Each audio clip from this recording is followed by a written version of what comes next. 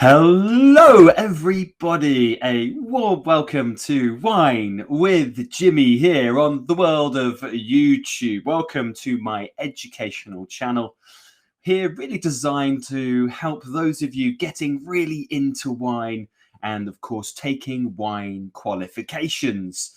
So hopefully we give you plenty more confidence to really help you with your examinations. Welcome here to a diploma course. This is Wines of the World for WSET Diploma, looking at Bordeaux. So this is series 7 of 9. Yes, you heard it right. 7 of 9. I think there might be a Star Trek reference in there. Anybody put a comment below if you get it. So series 7 of 9, and we're looking at part 1 on Sauternes and Barsac. So you'll see there, sweet AOCs is in this series, and it's just a two-parter, this one. So we've got on this video Sauternes and Barsac, and we'll go through in detail all of those things.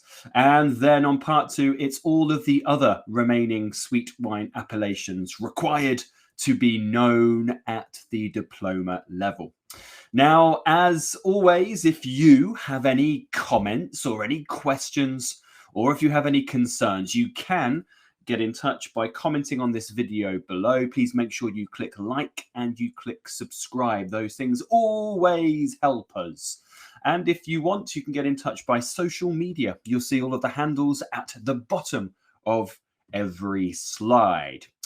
So shall we rock and roll in the world of Sauternes and Barsac? So yes, of course, we are looking at the whole Bordeaux area here. So that is your Bordeaux region. We're going to talk about the key grape variety and other grape varieties, and then go into the locations and why we have such an important production of sweet wine in the AOCs of Sauternes and Barsac. So firstly, let's have a look at what grape varieties we are using. So these two appellations in the southern part of Bordeaux, and that's in the southern part of Grape, are for sweet, typically Botrytis affected wines made from Semillon. Semillon making up around 80% of plantations, which is, of course, very significant. Secondary grape would be Sauvignon Blanc, and a tertiary grape would be Muscadel. And you often find very small amounts of Muscadel, 3 or 5% if it is found in the blend. So it's all about Semillon in this area. Here is the area. So what I'm going to do here, if it permits me, is just to do some scribbling, because I want to show you where these rivers are. Let me get my blue pen out. There we go. I'm actually going to use my mouse for this. So we'll see that this thing here is the Garonne. I'm doing it in blue. Yeah, there you are. Okay. And then there's a smaller river here, which is called the Ciron. So they have been identified here already on the map, but I just want to make those aware to you, because both of these rivers really are one of the fundamental reasons why we have a significant amount of noble rot, and the highest really in Bordeaux, hence why we have more consistency here, more Botrytis, and of course the famous sweet wines from these areas. You'll see that a lot of the Premier Cru Classé, and of course including the one in its league of its own, that's Chateau, are very much they're nucleated around these areas. So around Prignac, Sauternes, this area, and of course a couple in Barsac, Coutay and Climens, and the chateau that was the holding picture at the start of the presentation is Climens. So what about it? Well, I've done the Garonne identified here in red because this is actually a warmer river, a wider, warmer river, and it brings that sort of warmer air mass. Then you get the colder Ciron, and the colder Ciron, where it meets the warmth of the Garonne, produces these quite wonderful amounts of mists or fogs, morning fogs, that can produce the onset of Botrytis, the benevolent form of Botrytis. So it's understanding that you've got these two different rivers, one bringing cold, one bringing warmer air, which therefore can create these mists. And of course, you've got bigger things at play as well, bigger air masses coming off things like the Gulf Stream as well. So yes, we have those conditions, and those conditions are as such. You'll see just here. So the ideal situation for noble rot, Botrytis, is when these mists are burnt off by the middle of the day. So this is with sunshine in the afternoon, drying the grapes. So we really want an early onset of Botrytis, but then we want it to be halted by the warmth and the sunlight of the afternoon. If this doesn't happen, grey rot sets in, and that, of course, can cause real big problems with the fruit. So we really want these little microscopic filaments to pierce the skin, and that's the mold, the mycelium, which affects it in the morning, and that starts to evaporate the water, and that's stopped by these sunny, dry afternoons. So the mold is stopped, but it still allows this evaporation of water, and that concentrates the sugars in the grape, as well as flavors and acidities as well. So Sauternes and Barsac has some pretty strict laws behind it. The maximum yields for both of these areas is 25 hectolitres in both appellations, but in reality, much lower yields are often required to ensure grapes are fully ripened before noble rot develops. So they actually aim for much lower yields.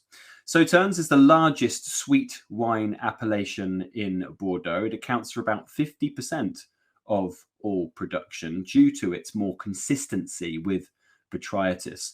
And wines from the commune of Barsac, as you'll see in the north of that map, so that's just north of Sauternes, may be labelled as either Barsac AOC or Sauternes AOC. So yeah, talking about those yields, they must be kept low, as we know, often at levels 1/3 acceptable of still wines, so 1/3 of what a still wine would be, and that's to ensure very high sugar levels. And this is achieved by a number of ways: by pruning to a low number of buds, and then the removal of any fruit that shows any signs of disease or damage, as these would really be highly prone to things like grey mold at the end of the season. So lots of things can happen just before the Botrytis. It's not just about hoping that Botrytis affects your grapes that are on your vineyards. There is a lot of strategy that goes into it in preparing that vineyard for the end of the season. Of course, they're experts here, been doing it for quite serious amounts of time. What about the style that we found here? Well, we of course have wines with a pronounced aroma, and you'll find things like honey, citrus peels that you'll see in the picture here, and things like tropical fruit mango with vanilla oaky characteristics. So pretty much everything you see on that slide. They are of course full-bodied due to the glycerol effect of sugar, with often towards high alcohol, with often medium to medium plus acid. I do find that they can be high, certainly some of the best, and of course a sweet finish. The wines are very good to outstanding and command mid-priced through to super premium prices, certainly when you're looking to buy a bottle of 1811 Chateau. That's when it gets very expensive, of course. So just a little bit about the modern movement. So sweet wines across the world have not been commanding the markets that they used to be. More and more people are drinking drier wines instead. And to be honest, less people are drinking wine in comparison to the past. So really, there has been a lack of demand, certainly in the past 30 years. In response to this crisis, of course, many properties have started producing dry wines, and that will be labelled as a Bordeaux Blanc, for example. Here's Chateau, who produce wonderful, wonderful sweet wines, of course, from this area, but also are producing dry wines today. And of course, that creates a more varied and diverse portfolio, of course, to target different markets. Famous chateau here, of course, is Chateau. very exceptionally famous in terms of the highest quality. It's actually in a league of its own above everything else in Bordeaux. And you have got excellent ageability in Chateau wines. So it's absolutely splendid stuff to be found with Chateau. So we are going to have just a quick look at a video. So you are okay with how it looks and where Barsac and Sauternes will fit in terms of, here we go, just need to get my link ready, in terms of the location. Here we are. Okay, so quick Google Earth video. There is the red region of Bordeaux with the two rivers running in, the Garonne and the Dordogne. Of course, the Garonne is of importance here, mightily big importance, because the Garonne is important due to that warmth it will bring. There is Bordeaux city. We're using this as our starting point because we are going to go south of Bordeaux city because we're looking at the Grape area and the southern section of the Grape area. And that southern section, of course, includes here Sauternes and Barsac.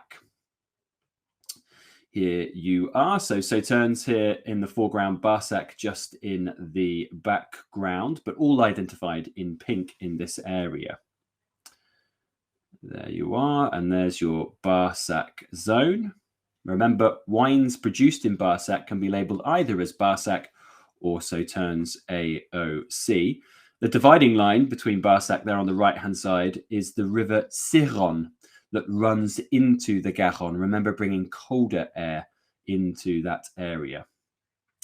There you go. That's just identifying that Sauternes can also be made within Barsac.